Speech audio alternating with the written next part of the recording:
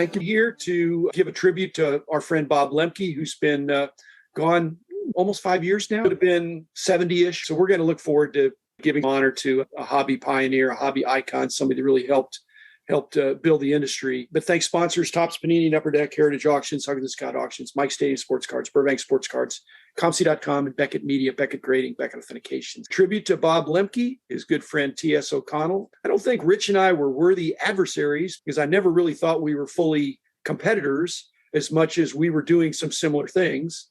He had a commitment to excellence as we did.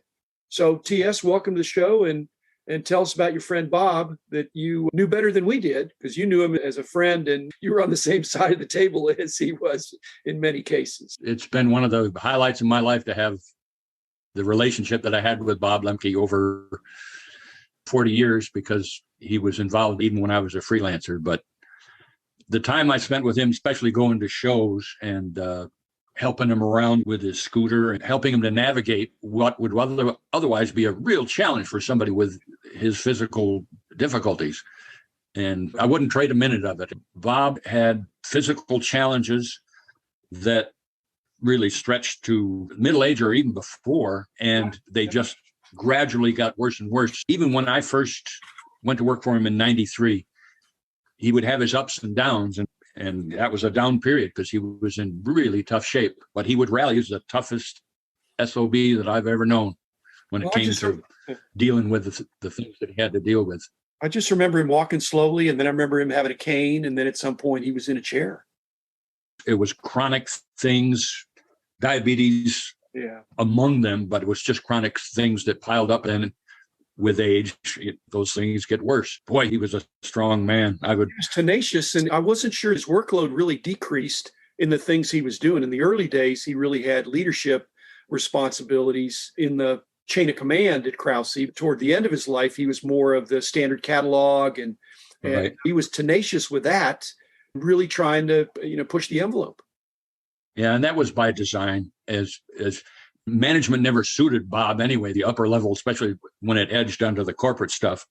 So he was more than happy to get away from the publisher duties with SCD.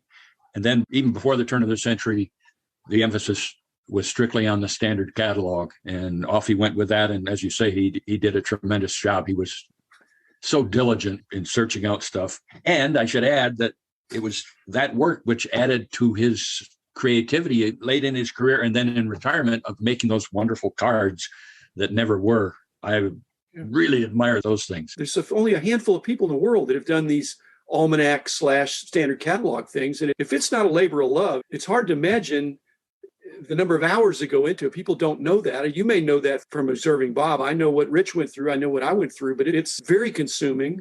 And to think Bob was doing that at a point when he was not 100% physically just shows his commitment to excellence and desire to do something he loved, as I think Rich. I will tell you, one of the amazing things about Bob is he wasn't the first editor of the standard catalog. I believe Dan Alpaugh was. Yeah. And so. When did Bob decide that, wait a second, this is going to be my project? And you can, having done it, and Jim's done it, you pour so much of yourself into it. When do you think he realized, wait a second, I can pour myself into it? And he was a family man, and God bless him, he always talked about his family in his columns, which was great to see. But you could tell that he really put his life's blood into cataloging, and there's something to be said for that.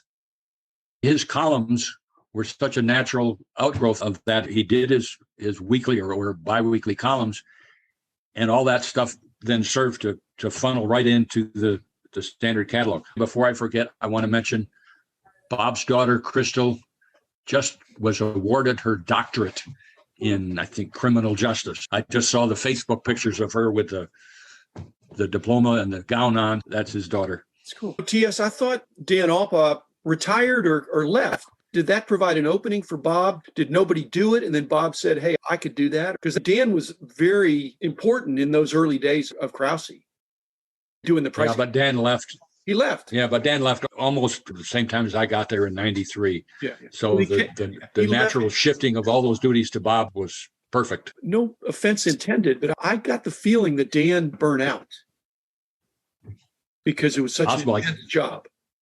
And so I can't really speak to it. I didn't know him that well. But I'm just saying, if that were the case, then it takes a special guy like Bob Lemke to say, I want to jump into this saddle where the previous guy burned out, because anybody that followed the hobby had to know that was a huge undertaking.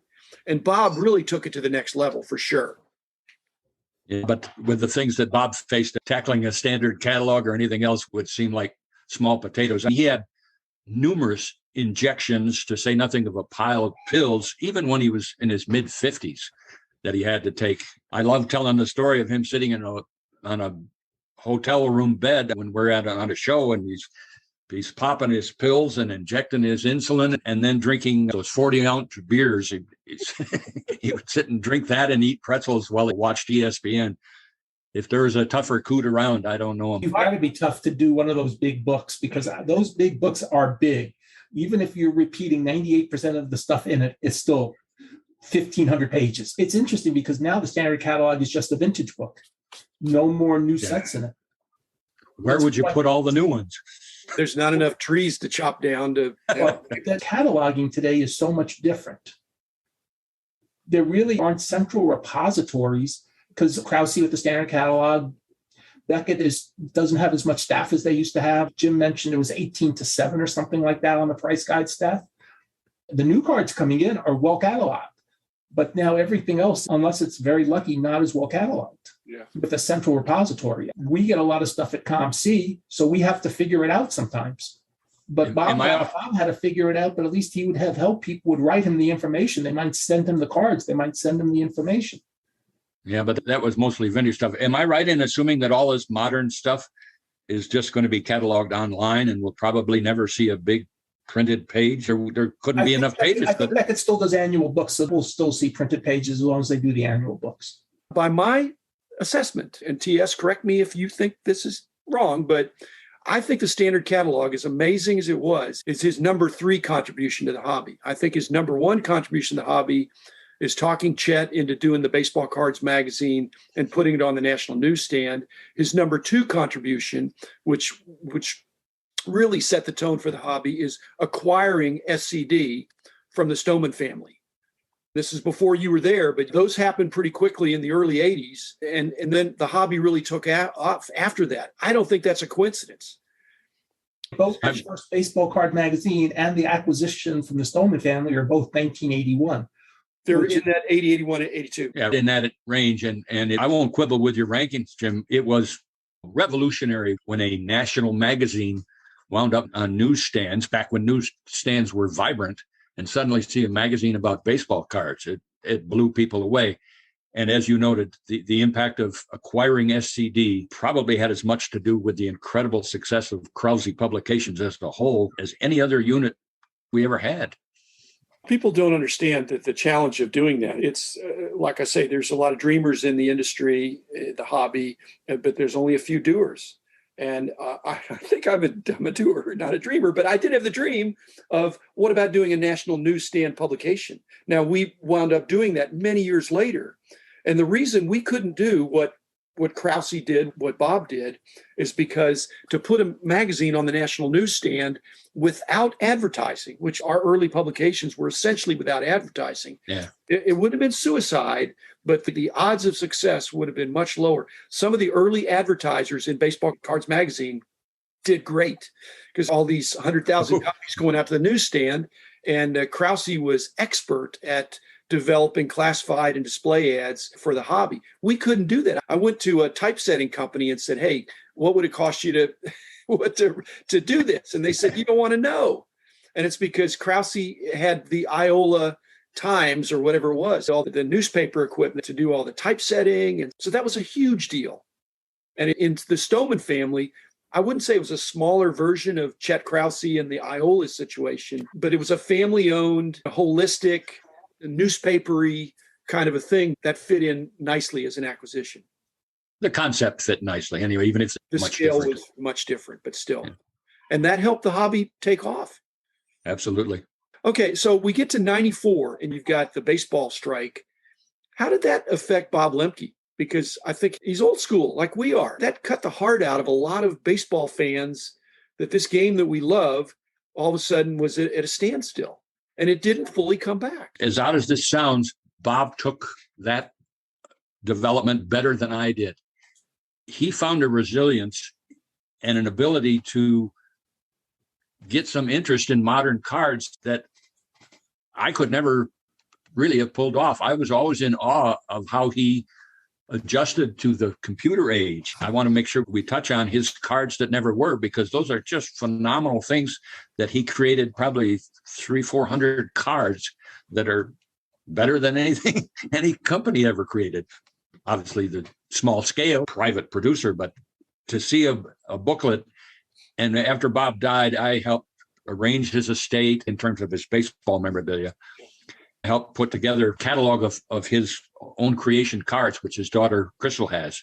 It's just phenomenal to see the ones on there. And I'm tickled because I added these 59s and 60s to my actual sets. I think they're really cool. 8 or 10 cards that never existed, but they do in my sets.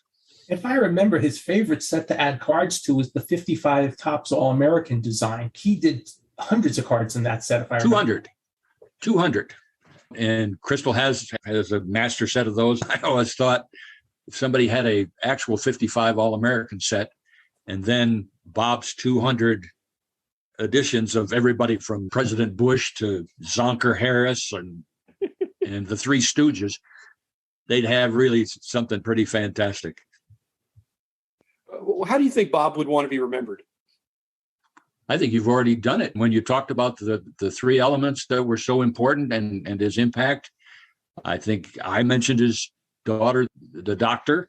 I think he'd want that. And once he retired, he opened an office in downtown Iola, 2007 or 8, and I would visit his office and he'd show me his newest card creations. And I just got a kick out of that. I think he was tremendously proud of, even though he wasn't his style to make a fuss about anything, he was very proud of the catalog and he was proud of those cards that he made. Does it get any better than that if you've got a wonderful family legacy and a wonderful hobby legacy? That's great. And he did it all fighting through physical challenges that would have been too much for not just me, but I think for a lot of people. Well, T.S., you're pretty tough yourself. As you mentioned, you served in the Navy. So God bless you. You served our country, and you said you served in the Pentagon. So don't cut yourselves too short either. There, I'm not cutting myself short, but you can't use the word tough in the same sentence with me and Bob Lemke. You got to find some other equivalents, because two different ballparks. It just seemed like in those last years, nothing was easy for him. Oh, you should have seen us driving the Krause trailer to Cleveland, one of the Nationals. I think we had 2,000 copies of the standard catalog and his scooter in back of one of those trailers. And anyway, everything was a challenge for him, and God love him, he met it.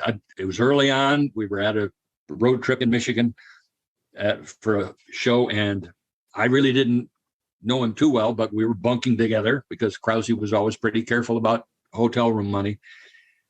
I had watched Bob give himself all these injections and pills and drink his 40-ouncer. He went to bed at 9:00, and I went out to have a couple of beers and came back 11 or something, wanting to be quiet and not disturb him and trying to slip into my bed, which was 2 beds, but adjacent.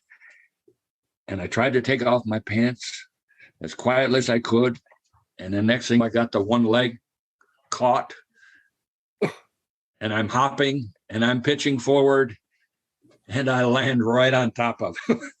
Scared the bejesus out of him and scared me. I thought he was going to fire me because I hadn't been on the job that long, but we got over it. And for a guy who faced the challenges that he did, to have some newly hired klutz land on him in the middle of the night was hardly a big deal, but it scared me too.